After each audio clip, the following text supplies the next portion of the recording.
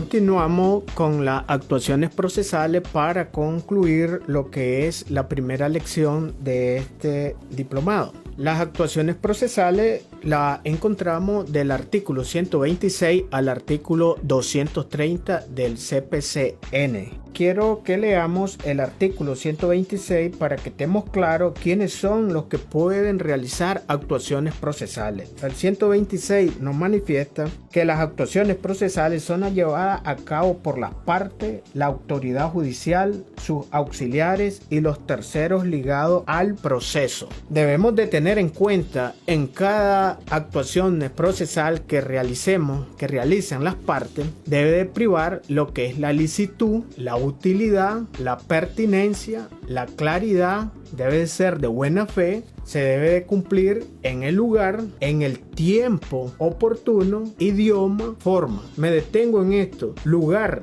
si la actuación procesal se está llevando o se debe de llevar en Managua, lo debemos de especificar en qué lugar, municipio, ciudad de Managua, departamento de Managua. El tiempo tiene que estar dentro del tiempo establecido, porque no podemos realizar una actuación procesal fuera de tiempo. De seguro que la contraparte los va a alegar la preclusión, que esa actuación ya precluyó. Por ejemplo, se establece en este código lo que son las diligencias preparatorias. Una vez realizadas las diligencias preparatorias, nosotros tenemos el plazo de 30 días para presentar lo que es la demanda. Si lo presentamos fuera de esos 30 días, no podemos hacer uso de esas diligencias preparatorias. O cuando se decreta una medida cautelar anticipada. Si se decreta una medida cautelar anticipada, se debe de presentar la demanda en el plazo de 30 días. Si la presentamos posterior, esa pierde todos sus efectos. Además de perder todos los efectos, pierde el solicitante la caución que haya brindado o que haya exigido el judicial para poder decretar esta medida cautelar. Entonces, se deben de hacer las actuaciones en tiempo y forma. Idioma, pues ya sabemos, la Constitución Política, al igual que la Ley 260 y el Código, nos establece cuál es el idioma oficial. El idioma oficial, el español, sin perder de vista que en algunos lugares, como en la costa atlántica, se puede litigar en el idioma de las partes. O cuando un testigo vaya a declarar o una parte vaya a rendir declaración, esta lo puede hacer en su idioma. Y en forma, debe de cumplirse la forma. Nosotros al momento de presentar la demanda o cuando estemos en la otra acera, al momento de contestar la demanda o cuando presentemos alguna declinatoria o presentemos una solicitud de acumulación de proceso, lo debemos de hacer en la forma. ¿Cuál es la forma? Hacerlo en papel sellado. En su defecto también lo podemos hacer en papel común, pero debemos de cumplir con la carga fiscal. Y acá, si lo hacemos en papel común, aparte de la carga fiscal, hay que cumplir que no se debe de pasar de las 30 líneas que establece o que contiene un papel sellado. Y también debe de privar lo que es la veracidad e interés legítimo. La parte legítima es la que debe de hacer, solicitar o proceder con actuación procesal. Para esto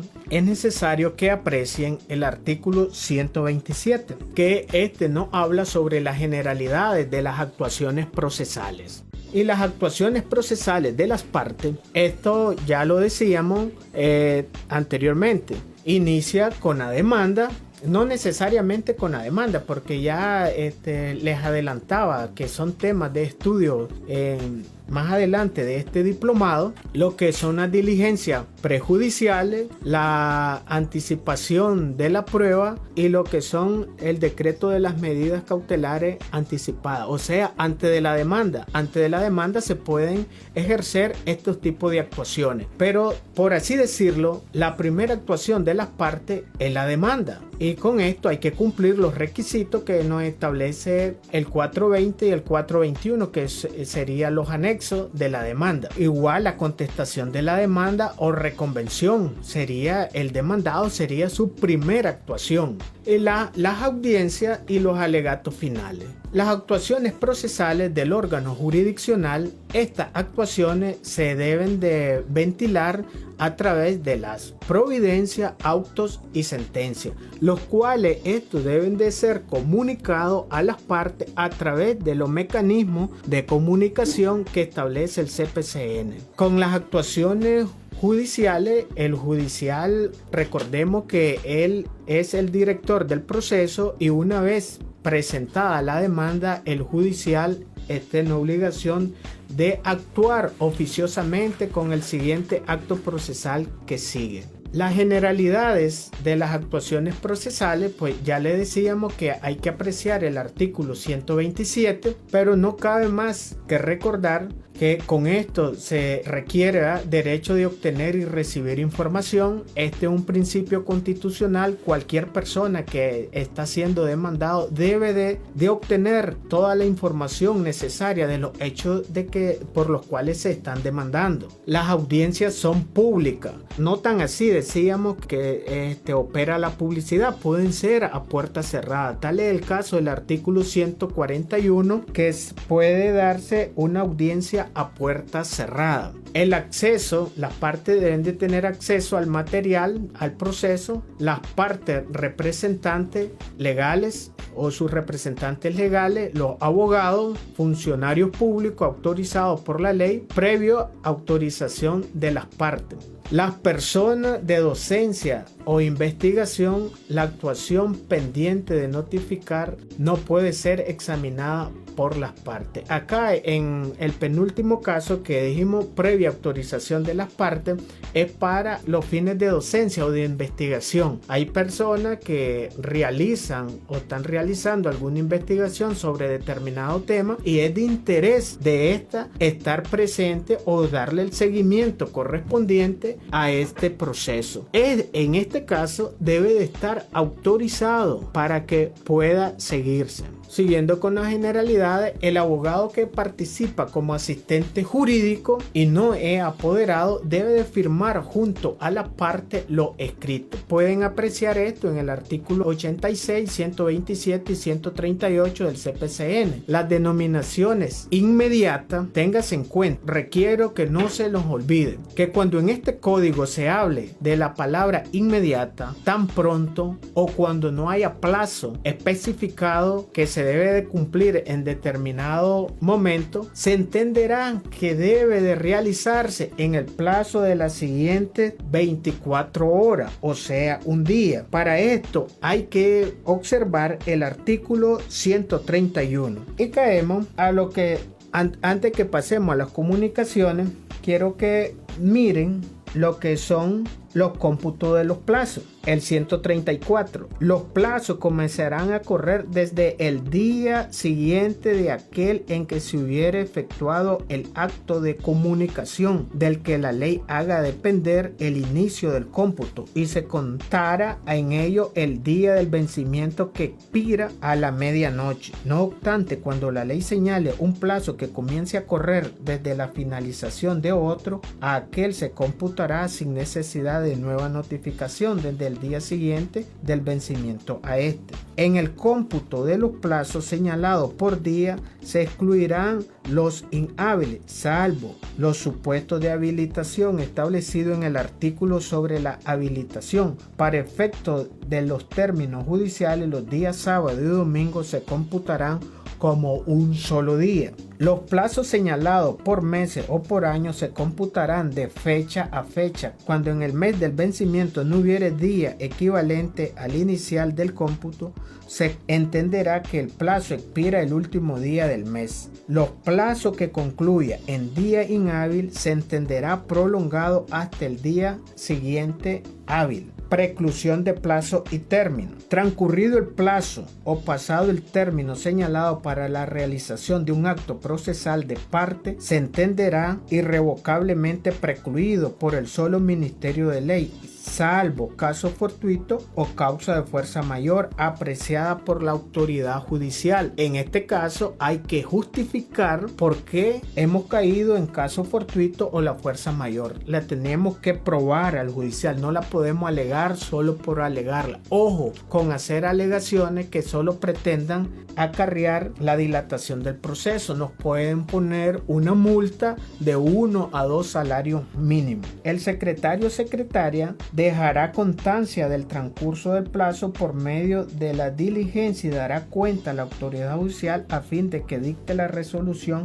que corresponda. Sobre esto, el judicial puede habilitar horas inhábiles y día inhábil. Para esto, observen el 133. De oficio, a petición de parte, la autoridad judicial puede habilitar días y horas inhábiles en aquellos casos en que se trate de actuaciones urgentes cuya demora puede perjudicar a una de las partes. Las actuaciones por escrita que se deben de realizar pues están determinadas en el artículo 138. Las actuaciones procesales que deban realizarse por escrito se ajustarán en cuanto a su contenido al exigido por la ley, debiendo ser firmada por la parte y el abogado o abogado que le asiste, excepto en los casos señalados en este código, indicando debajo de la firma su nombre completo, indicándose la o el segundo con su número de registro. Todo escrito autorizado con la firma el abogado o abogado releva a la parte la obligación de presentarlo en persona. La parte, el abogado que le asiste o sus apoderados deberán presentar su escrito redactado en forma coherente y legible. Con el CPCN, únicamente solo los abogados pueden presentar escrito, no así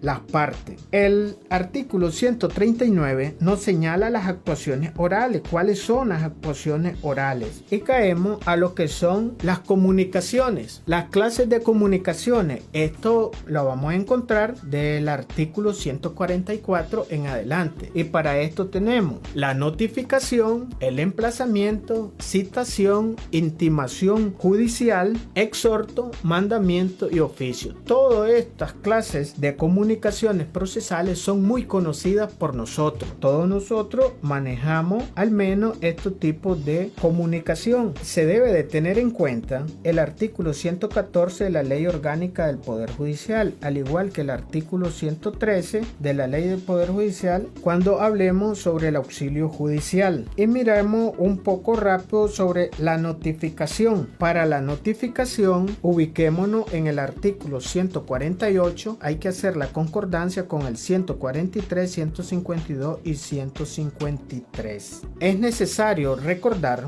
que la primera notificación se realizará personalmente en el domicilio señalado por la parte actora, a quien deba comparecer en el proceso. El funcionario secretario judicial que deba realizar la diligencia concurrirá al mismo, y si se hallare la persona que debe de notificar, le entregará la copia de la resolución y las copias de los escritos de anexo que corresponden de dicha actuación. Ojo con el segundo párrafo. De no encontrarse la persona en su domicilio, el funcionario o secretario judicial dejará constancia de ello y concurrirá por segunda vez en el término del tercer día, y si lo encontrare procederá conforme el párrafo anterior. En caso contrario, deberá proceder a notificar por medio de cédula. Ojo, si bien es cierto la primera notificación debe de ser personalmente, también acá nos da un elemento nuevo, una herramienta nueva que tiene el oficial notificador, que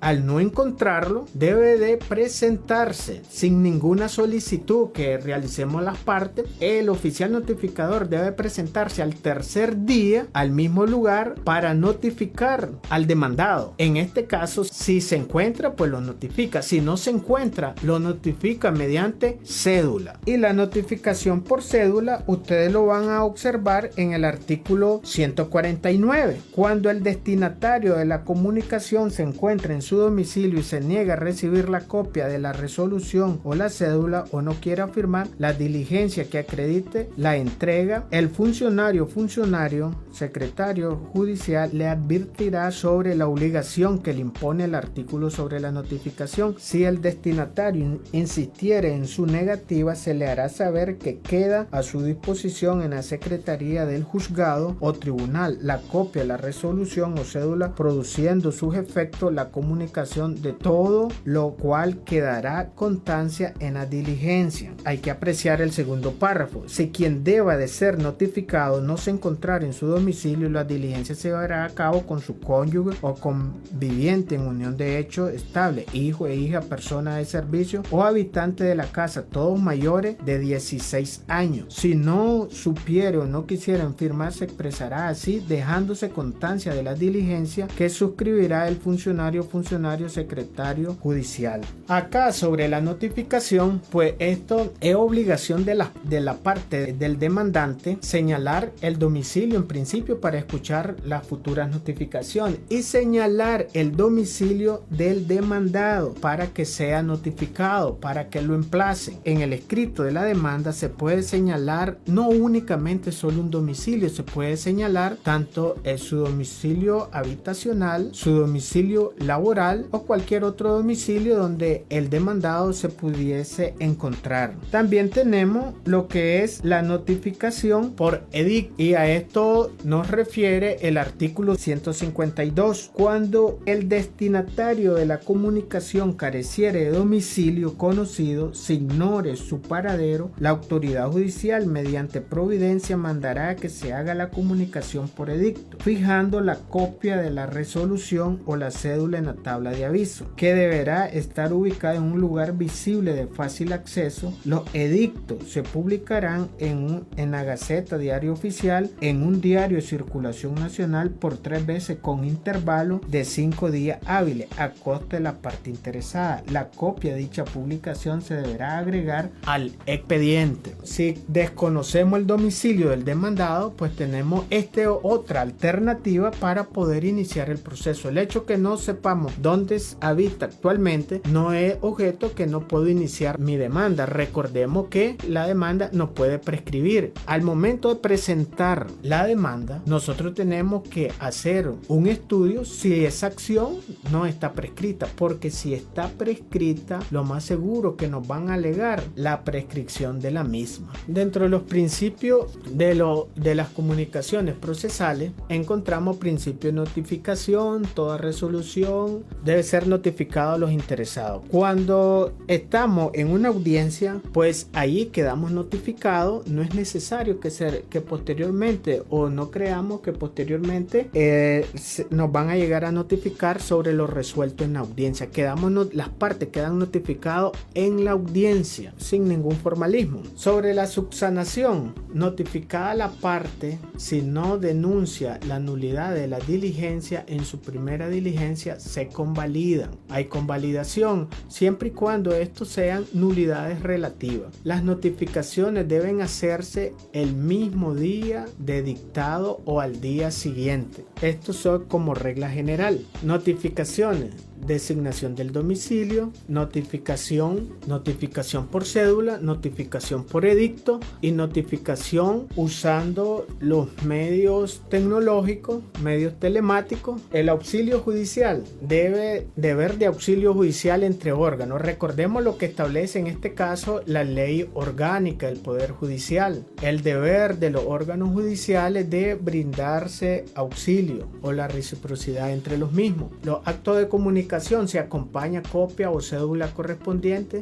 Se debe de cumplir en plazo no superior de 10 días. Caso que puede proceder en el reconocimiento judicial, notificar a testigo, parte a interrogar, perito. Cuando resulte imposible o muy gravosa la comparecencia de las partes, procede el auxilio para la práctica de la misma. También procede remisión directa al juzgado o tribunal, parte interesada bajo su responsabilidad dentro de los 5 días. Órgano o tribunal receptor realiza actuación bajo plazo señalado. Partes y abogados pueden intervenir en la práctica. Cumplido el auxilio, se debe comunicar notificar al solicitante remisión por correo certificado o se entrega al abogado para que entregue en el plazo de 5 días. Al abogado o parte que retrase se multa con 1 a 3 salarios mínimos. Y tenemos lo que son las resoluciones judiciales. Las resoluciones judiciales, esto lo podemos observar del artículo 191 al artículo 210. Y para lo mismo, el 191 pues nos habla sobre los tipos de resoluciones judiciales. Antes que nada, vamos a ver una definición sobre las resoluciones judiciales. Según Montero Aroca, son las declaraciones imperativas de voluntad por las que se proclama después de la operación intelectual oportuna el efecto jurídico que la ley hace depender de cada supuesto de hecho. Las resoluciones judiciales, con esto se ordena el impulso del proceso, se decide sobre la admisión o pertinencia de medios de prueba, decide sobre la admisión de la demanda o de la reconvención y se decide sobre los recursos. Las clases de resoluciones, esto lo encuentran en el 191 del CPCN y estos son providencia, auto, sentencias. Providencia tiene por objeto ordenar el impulso del proceso, instruir siempre que el tema resuelto no exija motivación y no afecte derechos fundamentales. Puede incluir una motivación sucinta. Auto son resoluciones judiciales motivadas que deciden cuestiones esenciales del proceso. Autos definitivos ponen fin al proceso. La ley expresamente señala alguna apreciación de oficio de la falta de capacidad para ser parte y la capacidad procesal. Hay que ver el artículo 69 del CPCN. En este caso ordena el cierre del proceso. Auto no definitivo no le pone fin al proceso, resuelve aspectos accesorios, procedencia o no de la intervención del tercero. Ejemplo, lo regulado en el artículo 77 del CPCN. Y la sentencia es la actuación procesal del órgano jurisdiccional que pone fin al proceso en cualquiera de las instancias, una vez concluida la tramitación ordinaria legalmente prevista. Se resolverá también mediante sentencia la renuncia a la pretensión al derecho material en que se funde la aprobación judicial de transacciones y convenios, los recursos extraordinarios y otros medios de impugnación. Las resoluciones estas pueden ser definitivas, firme y ejecutoria. Las resoluciones definitivas ustedes las pueden apreciar en el artículo 192. Pueden adoptarse mediante la figura del auto como por la sentencia. La firme no cabe recurso alguno porque no lo autoriza la ley por transcurrir el plazo legalmente fijado sin que las partes hayan gestionado por el desistimiento del recurrente porque no hubiera sido admitido por el juez. Esto ustedes lo aprecian en el artículo 193 y la ejecutoria lo van a apreciar en el 194. Documento solemne que contiene la resolución firme. Clasificación de la sentencia por el contenido que declara. Estas pueden ser declarativa, constitutiva y de condena. Para ello, las declarativas se limitan a proclamar con carácter formal y solemne la existencia o inexistencia de una relación jurídica. Ejemplo, la adquisición de una propiedad por prescripción, la falsedad de un documento, la inexistencia de una obligación. Constitutiva, crean, modifican o extinguen la realidad jurídica anterior a partir de la sentencia. Ejemplo, la forma de distribución de una herencia, el otorgamiento de un legado, término de un contrato. De condena, imponen o no al demandado determinada prestación de dar, hacer o no hacer. Ejemplo, pagar una suma debida o reintegrar una cosa ajena. Requisito de providencia y auto.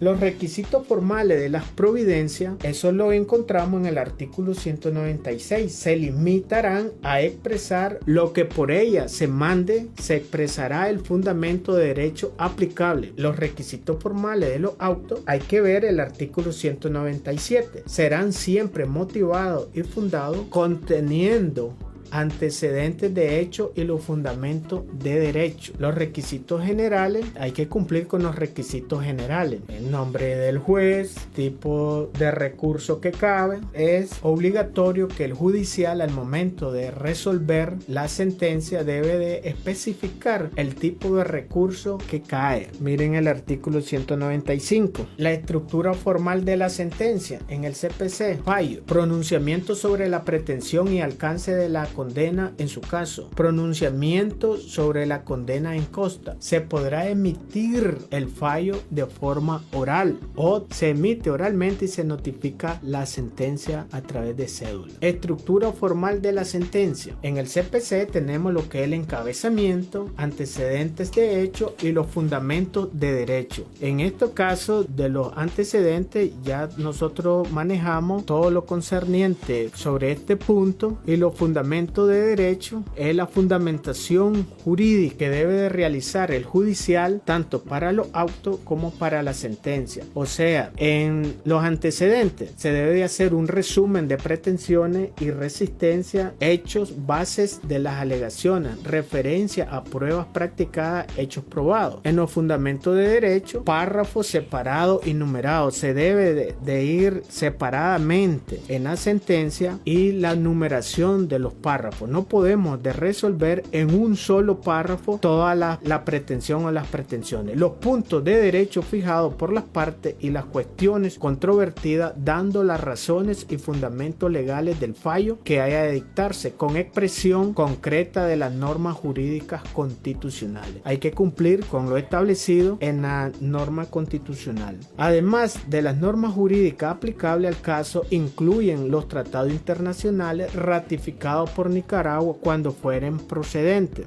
Los requisitos internos de la sentencia, esto ustedes lo van a encontrar en el artículo 199 del CPCN, y en esto debe de privar lo que es la claridad, la precisión y la exhaustividad. Deben de ser formales, debe de prevalecer lo que es la congruencia, se debe de valorar la prueba o la carga probatoria y por ende se debe de motivar la misma. Los requisitos formales de la sentencia acá deberán de indicar la identificación o designación del órgano que las dicta, lugar, fecha y hora en que se emitan, nombre del juez o magistrado que lo integran, su firma y el nombre del ponente. El secretario judicial ostenta la fe pública o judicial y deja constancia oficial de todas las actuaciones en el expediente. La claridad, la sentencia debe ser redactada de manera accesible a todo lector, transparente, precisa, fácil de leer, inteligible, de tal forma cualquier ciudadano lego en la materia le entienda a la misma. Precisión, no deben de existir divagaciones, debe ser exacta y no confusa. Y la exhaustividad se debe de detallar completa en el planteamiento de las pretensiones, debatida en la prueba admitida, en la práctica, en los hechos probados, en lo que se declara.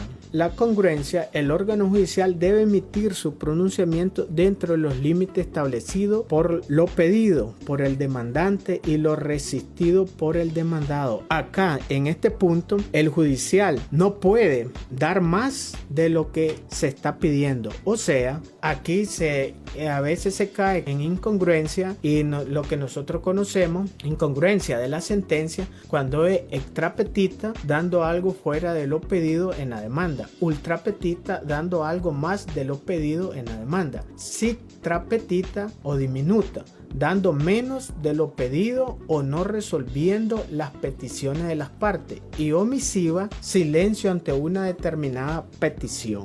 Los ejemplos de incongruencia ya decíamos. Cuando es extrapetita, ejemplo, se pide el pago de una deuda y se ordena el pago de daño y perjuicio. En la ultrapetita, ejemplo, se pide la nulidad de una escritura y se ordena además la nulidad del contrato. Y en la citrapetita, se pide la nulidad de la escritura del contrato y solo se resuelve la primera. Los plazos para dictar sentencia. Si estamos en un proceso ordinario, se debe dictar en 10 días. En un proceso sumario, se dicta dicta en 5 días. El recurso de apelación se debe dictar en 20 días y la casación se debe dictar la sentencia en 30 días. Con esto damos por finalizado lo que son las actuaciones procesales, y con las actuaciones procesales se finaliza con lo que es la primera lección de este diplomado.